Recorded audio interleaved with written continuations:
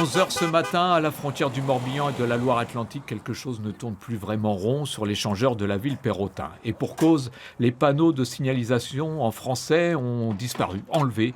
Une action menée par les collectifs Aïta, Allons-y en breton, et 44 BZH. En tant qu'habitants, nous du Morbihan, on est avec les collectifs 44 BZH de Loire-Atlantique, on dit voilà, il n'y a pas de frontière entre nous, on a la même culture, donc mettons en place le jalonnement bilingue nécessaire pour connecter nos deux régions. Voilà, c'est aussi simple que ça. Le rond-point de la discorde, des panneaux en breton côté Morbihan, en français côté Loire-Atlantique, mais surtout un symbole, celui d'une culture bretonne malmenée par les frontières administratives.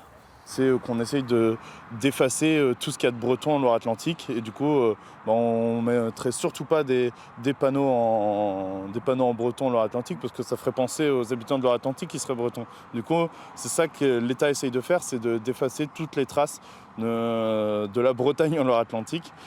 Et du coup, la langue. Maintenant, à nos élus aussi du département de prendre leurs responsabilités et pas de venir manifester une fois par an. Maintenant, on veut qu'ils mettent en place, comme l'ont fait le Finistère, les Côtes d'Armor et le Morbihan, une signalétique bilingue, paritaire et généralisée dans tout le département. Voilà, pour que notre langue soit présente.